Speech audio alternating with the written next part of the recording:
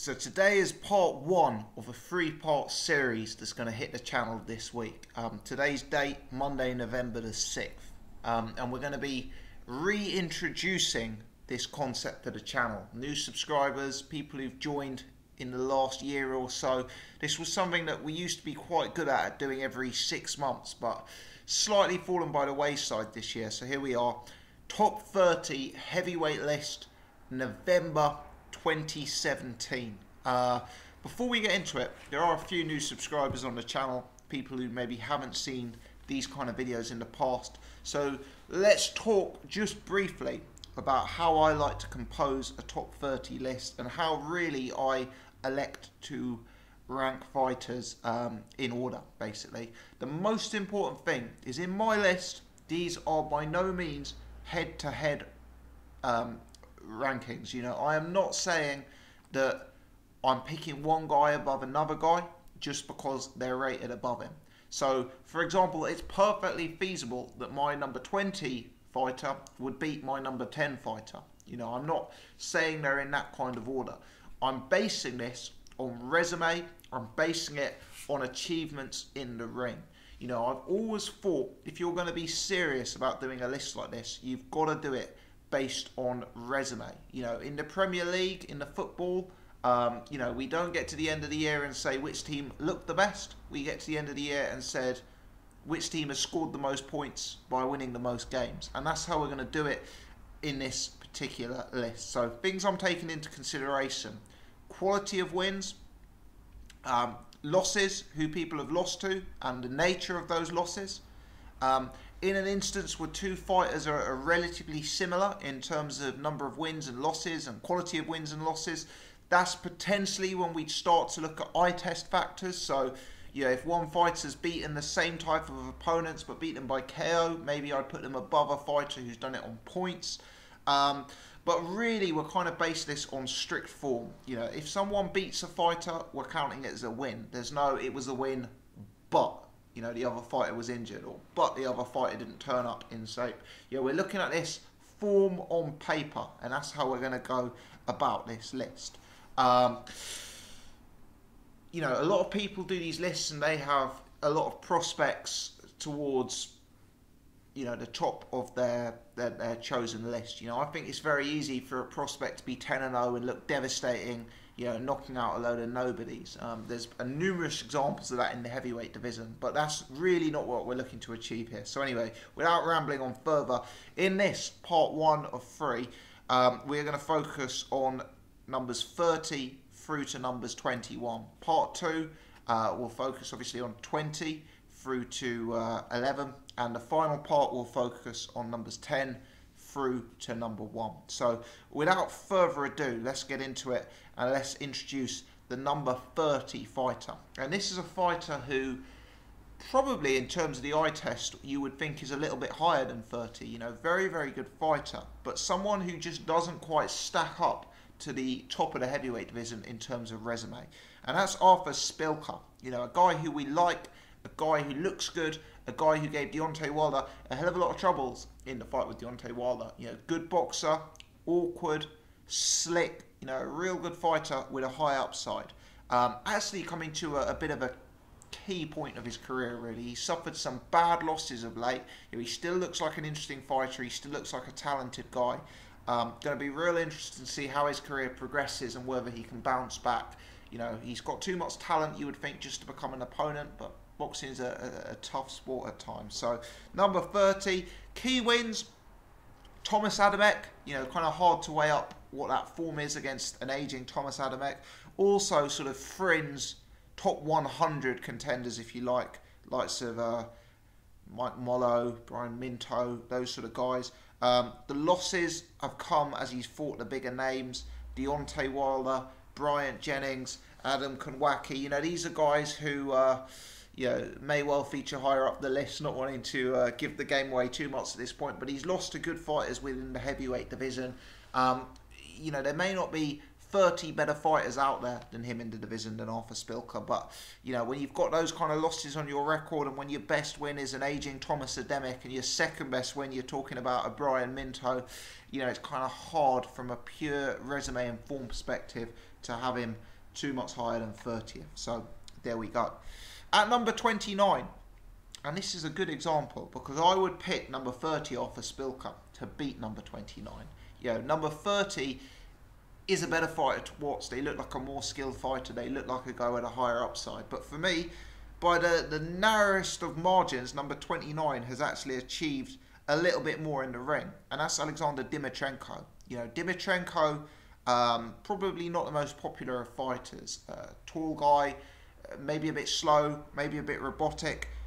Probably better known for his losses than his wins. But he does have some wins over, you know, fringe contenders. A win over Adrian Granat, who was a hyped prospect, probably top 50 sort of level. Wins over Dereck Rossi, who's, you know, again, a sort of fringe level fighter. Michael Sprott a few years ago. You know, Dimitrenko's got a level of form, and I thought the wins over Granat and Rossi and Sprott, just by the narrowest of margins, better than Arthur Szpilka's win. Like Szpilka, Dimitrenko, some notable losses. The worst one, probably against Joseph Parker, who really... you know, made easy work of him. Tight loss to Eddie Chambers, a loss to Kubrat Pulev. You know, again, a guy who isn't elite. Again, a guy who's coming up short at that level, but a fringe contender. And given the context of today's heavyweight division, you know, a lot of depth has gone out of the heavyweight division in recent years. You know, some good guys at the top, but these sort of 30 to 21 isn't the strongest. You know, that sort of bracket isn't the strongest in terms of strength and depth. And I think in the context of that, the division, Dimitrenko still deserves to be in the conversation. At number 28, Andy Ruiz. Now, Ruiz is a very hard guy to rate, and I bet a lot of people would have him a hell of a lot higher, actually. I bet a lot of people would have him more in their sort of top 15. But the difficulty with Andy Ruiz is, as I stated at the start of this video, we're looking to do this based on resume, and his resume is actually fairly weak. You know, there isn't a single win on his resume that you would say represents top 40 form. There really isn't. Joe Hanks, Serhij Ljakovic, Tor Hamer, Ray Austin, the ghost of Ray Austin, you know, the ghost of Serhij Ljakovic. I wanted to put him in at 28 because I think he beat Tor Hamer and Joe Hanks when both of those guys were undefeated. In their own way, those were both prospects with a little bit of hype behind him. I also put him at 28 because he's only had one loss. You know, he's not had multiple losses like the two guys I've placed him above. And the loss he did have, he performed with a lot of credit against Joseph Parker. He took multiple rounds off Joseph Parker, who's an elite heavyweight and who's you know, an existing world champion. So I thought I would put Andy Ruiz in at 28. As I say, quality of wins is the most important factor in these lists, but I'm also considering losses and the nature of their losses. And I just think, you know, he's performed with credit against Parker.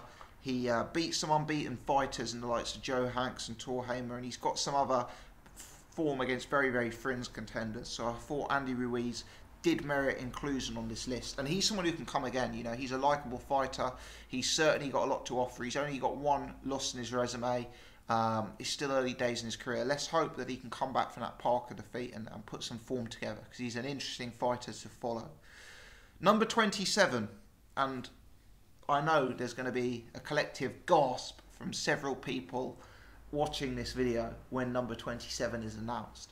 Let me say, there are a few names on this list. There's probably about half a dozen names in the top 30 who it pains me to include them in the list, because I know the second I mention their name, I'm going to get a tremendous amount of stick in the comment section. I know people will start losing their rag, because a lot of heavyweight fans take this stuff really seriously.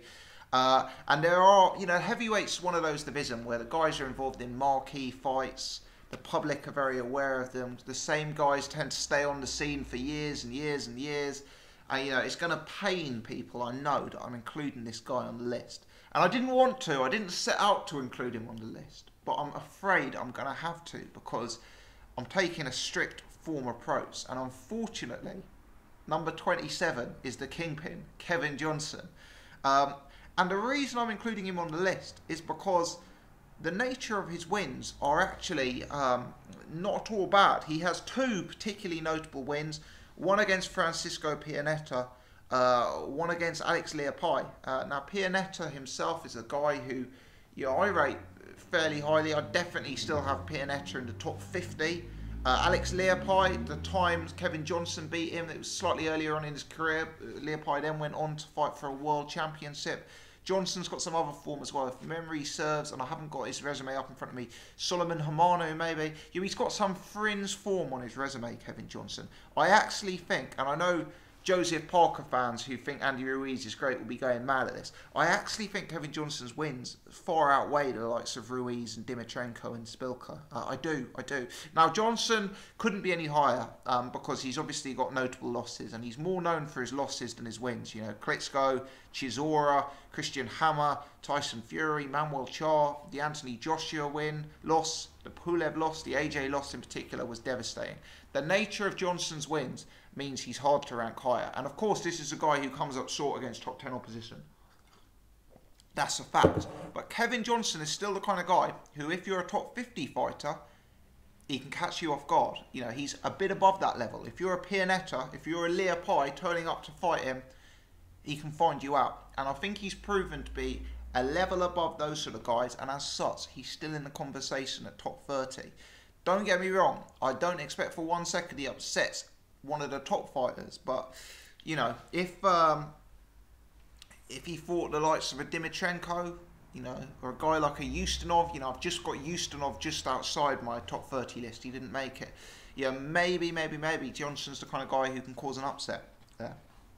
At number 26, another guy who I think is probably going to be unpopular, really because of his recent performance. But at number 26, I've gone for the Nordic Nightmare, Robert Helenius. Helenius, horribly knocked out by Johan de Par, badly beaten by Dillian White in a fight where Helenius really resembled a ghost who was operating as a sparring partner, if you like. But Helenius's wins are, he's got some notable wins. On the way up, he fought, aging former names. I think he fought the likes of Samuel Peter, if memory serves. His biggest win, controversial win over Dereck Chisora. But remember what I said, we're kind of going on strict form here. This isn't based on the eye test, this is based on strict form. Whether you like that result or not, the record books have Robert Helenius as a win. We're calling it a win. If Arsenal beat Manchester United 1-0, but Manchester United should have had a penalty, Arsenal still get the 3 points. Same how we're doing it in this game. Helenius has got the win over Chisora. Franz Rill, Michael Sprott, Samuel Peter, other fringe names on his resume. Not an elite fighter. The nature of his loss proves that. But still, in the context of today's heavyweight division, on merit in the top 30. Number 25, Hughie Fury. Hughie's had some fringe wins. He beat Andre Rudenko, who's a top 50 guy. He beat Fred Cassie, who's a top 50 guy. The nature of those wins, fairly impressive. He pretty much won every round against Rudenko. Rudenko pushed Lucas Brown very, very hard. Unfortunately, despite the fact that Hughie, I'm sure most people would agree, is above 25 on skills, he just doesn't have the resume yet to justify that. And he's going to need to fight guys, more in line of the heavyweight top 30, which he hasn't really done yet, other than when he fought Joseph Parker, and as we know, in that fight, Joseph Parker was adjudged the winner.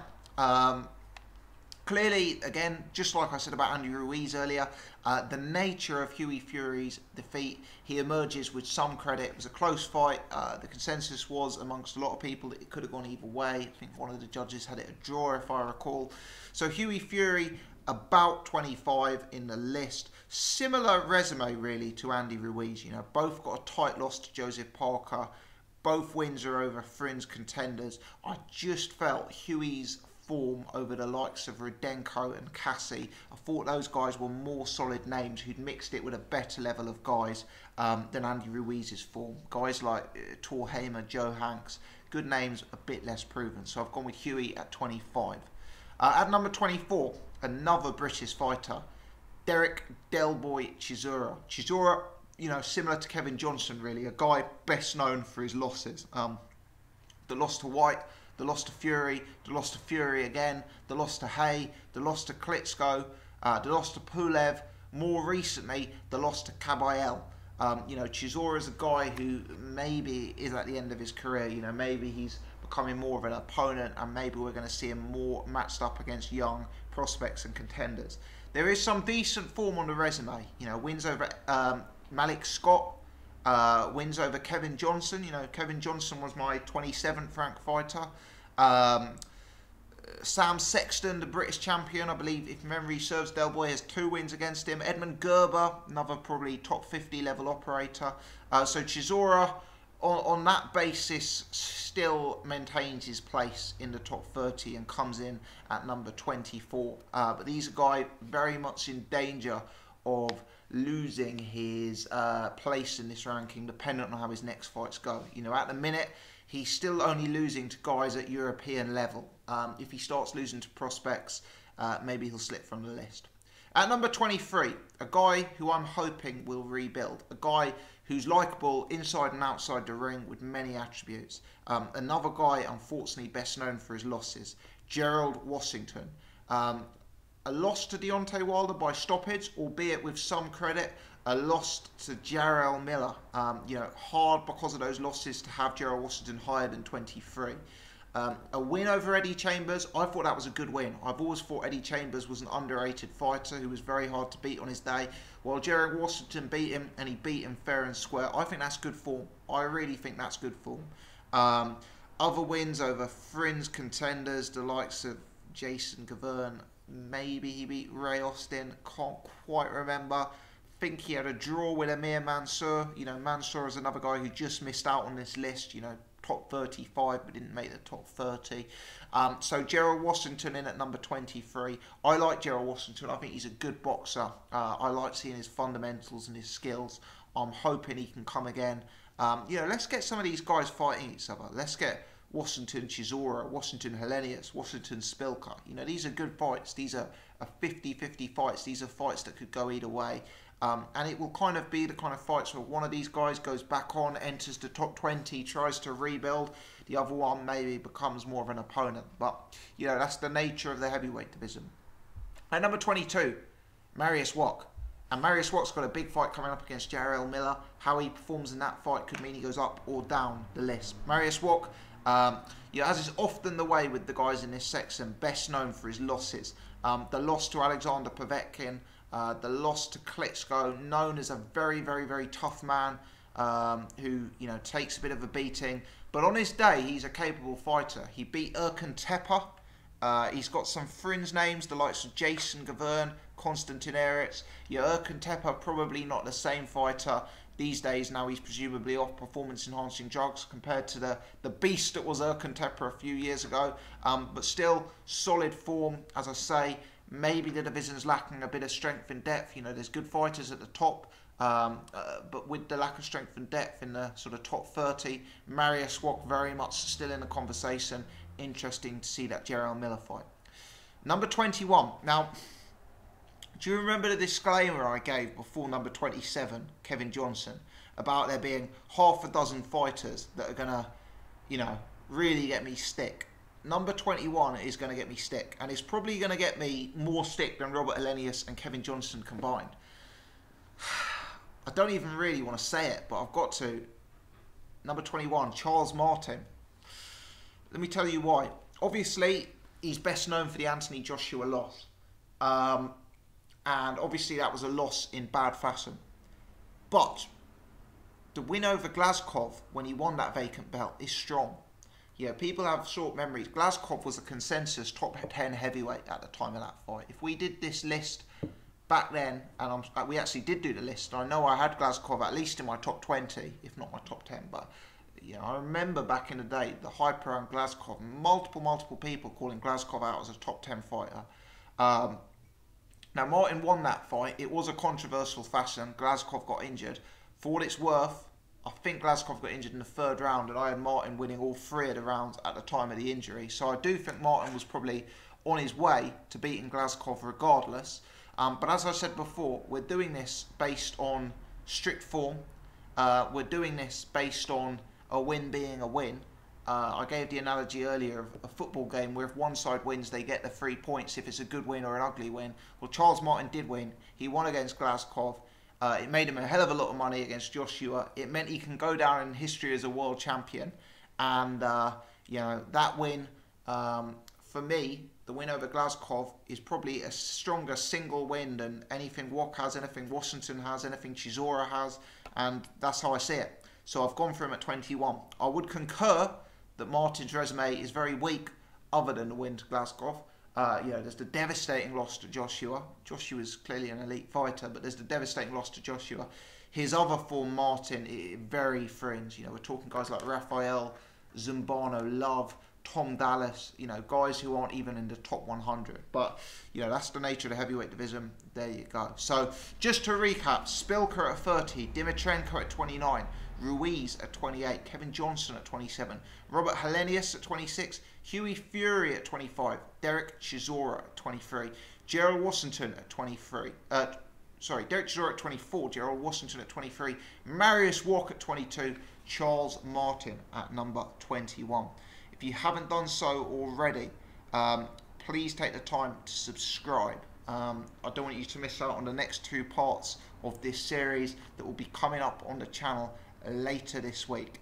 If you've enjoyed this, please hit the thumbs up button. If you haven't done so already, leave your comments in the section below. Let me know your thoughts about Charles Martin, Robert Helenius and Kevin Johnson making the list. Give me your take on the guys I've included.